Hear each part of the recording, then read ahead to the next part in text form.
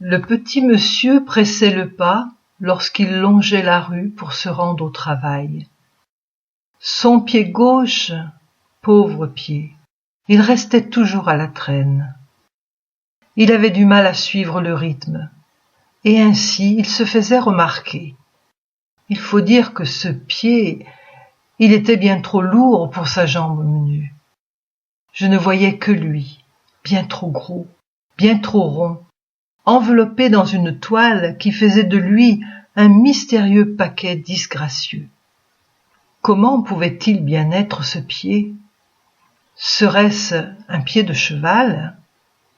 Le comble de l'ironie, c'est que ce monsieur était cordonnier bottier. Il habillait joliment les pieds de ses clients. C'était sa passion. Sans doute prenait-il plaisir à voir les pieds des autres, des pieds normaux, de jolis pieds. Dites-moi, quelles chaussures désirez-vous que je vous confectionne, mademoiselle? Demandait-il à la cliente qui venait d'entrer. Je voudrais une chaussure avec un talon haut, mais pas trop haut. Une chaussure qui donne l'impression que mes pieds sont petits. Mais vos pieds sont petits, mademoiselle? Non, je les trouve bien trop longs. Pouvez-vous quitter votre soulier, s'il vous plaît? Nous allons mesurer votre pied. Je chausse du 39, alors que je ne suis pas grande. 39, c'est beaucoup trop. Voyons, 25 centimètres. Votre pied fait 25 centimètres. Il n'est pas grand du tout. Il est normal. Votre règle n'est pas juste. Excusez-moi, monsieur. Je voudrais bien avoir un pied de 25 centimètres. Mais je chausse du 39.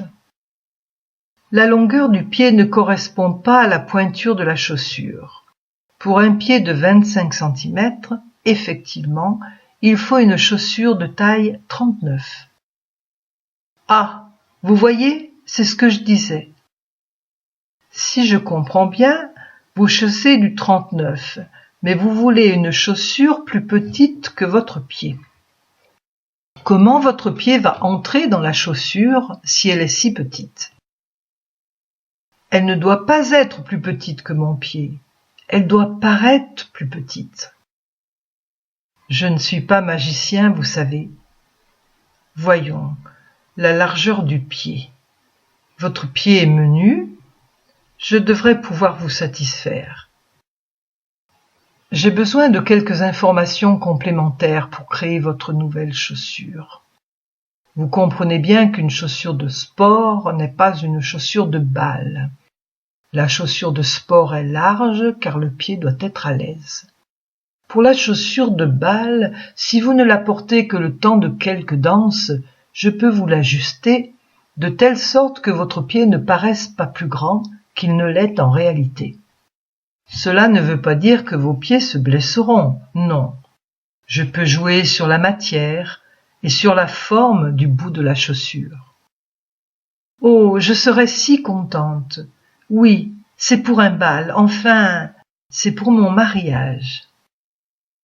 Félicitations, mademoiselle. Et à quelle date sera-t-il célébré ce mariage? Dans 4 mois, monsieur. 4 mois et 12 jours, plus exactement. Je serai unie à Julien, le fils du potier. Vous connaissez le potier de la rue du Vieux-Moulin, n'est-ce pas? Oui, je connais toutes les familles du village. 4 mois, vous dites. Il me faudra bien tout ce temps pour habiller joliment les pieds de vos convives. Pouvez-vous me dire combien il m'en coûtera? Pour la mariée, les chaussures sont gratuites. Vraiment, monsieur? Vraiment, c'est le cadeau du cordonnier. Je vous remercie. Vous me remercierez lorsque vous aurez les chaussures à vos pieds. Revenez me voir dans 1 semaine. Oui, 1 semaine. Lundi prochain, elles seront prêtes. Le petit cordonnier savait que les membres des 2 familles viendraient prochainement le voir pour lui commander des chaussures. Il allait avoir beaucoup de travail. Parfois, il devrait passer ses nuits à l'atelier, se contenter de pain et de lait en guise de soupe, afin de terminer la confection de toutes les chaussures pour le grand jour. Il lui faudrait mesurer les pieds, dessiner les modèles, préparer les patrons, découper, assembler, coudre, monter, coller, puis livrer. Une seule paire de chaussures, c'est au moins 3 jours de travail. Combien seront-ils, se demande le cordonnier, qui appelle à voix basse chacun d'eux?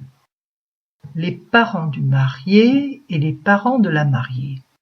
Les grands-parents du côté du garçon, j'en compte 3, et du côté de mademoiselle 2. Lui, il est fils unique. Par contre, mademoiselle a 2 sœurs et un frère aîné qui est marié. Le père du garçon a une sœur qui est veuve, mais elle a 2 enfants qui sont mariés et ils ont eux-mêmes des enfants. Quant à sa mère, elle a 3 frères, tous les 3 mariés. Le père de mademoiselle a un seul frère, marié lui aussi, avec 4 enfants. Sa mère... Le petit cordonnier se perd lorsqu'il énumère les cousins et les cousines. Il se souvient d'un enterrement qui a eu lieu dernièrement. Certains membres de la famille du potier étaient présents. Leurs souliers étaient en bon état. Par conséquent, ils ne commanderont pas de nouvelles paires. Tout bien réfléchi, il arrive à la conclusion qu'il lui faudra coudre au bas mot une 60aine de chaussures. Ce sera possible, mais il n'y a pas de temps à perdre. Sur le champ, il se met au travail lorsque la porte s'entr'ouvre. Les clients défilent déjà. « Bonjour, cordonnier, vous savez ce qui m'amène, n'est-ce pas? Nous marions la petite. Pouvez-vous quitter votre soulier, s'il vous plaît? Nous allons mesurer votre pied. »« Bonjour, cordonnier, vous savez ce qui m'amène, n'est-ce pas? Nous marions le garçon. Pouvez-vous quitter votre soulier, s'il vous plaît? Nous allons mesurer votre pied. » Le soir venu, notre petit cordonnier est éreinté d'avoir mesuré tant de pieds. Assis sur son tabouret, accoudé à l'établi, il pose la tête entre ses mains et s'endort. Lorsqu'il s'éveillera, il sera peut-être 2 heures du matin ou 3 heures. Il fera réchauffer un café et se remettra au travail.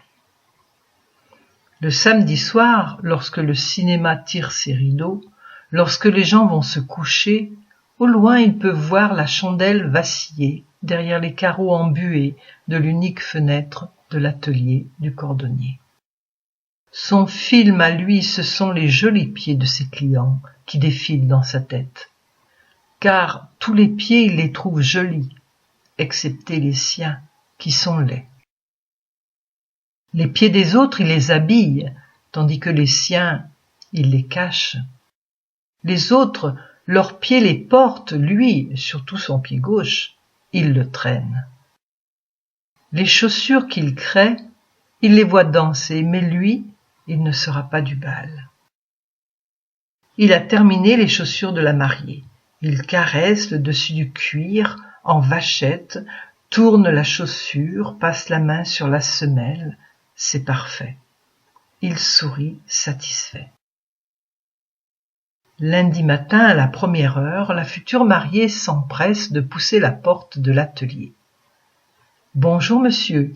Mes chaussures sont-elles prêtes ?»« Comme promis, mademoiselle. Voici, vous pouvez les enfiler. »« Comme elles sont jolies, et elles paraissent si petites, j'ai peur que mon pied ne puisse y entrer. »« Voyons, voyons, dit-elle, tout en enfilant une chaussure. Si, il a sa place, c'est incroyable. Je suis trop contente. Pour vous remercier, je vous invite à mon mariage. Je vous dois bien une danse. » Merci, mademoiselle, c'est gentil, mais je ne pourrai m'y rendre. Pourquoi, monsieur? Vous aurez alors terminé toutes les chaussures. C'est que... Peut-être vous ne voulez pas? Non que je ne veuille, mais... Peut-être êtes-vous fâché avec un membre de la famille de Julien? Non, non pas. Vous semblez mal à l'aise. Mademoiselle, excusez-moi, mais... avec mon pied. Je comprends. Permettez-moi de vous offrir cette danse maintenant, dans votre atelier, avec mes jolis souliers. La jeune fille poussa le bouton du poste de radio qui était resté muet durant ces 4 derniers mois. Maïbrand chantait « Laisse-moi t'aimer ». Tandis que la musique inondait la pièce, la demoiselle présenta ses mains au cordonnier qui timidement les saisit. Ils se mirent tout doucement à se balancer. Ils firent un pas sur la droite, un pas sur la gauche. Ils dansaient. Pour la toute première fois, le petit monsieur dansait sur un slow. La tête penchée sur un côté, on aurait dit qu'il regardait les escarpins de mademoiselle, mais en réalité, il pleurait. Depuis ce jour, le petit monsieur trouve son pied plus léger. Parfois même, il l'oublie. Il ferme les yeux et il danse. Dans ses rêves les plus fous, il n'en finit pas de tourner, tandis que sur son visage, les larmes n'en finissent pas de couler.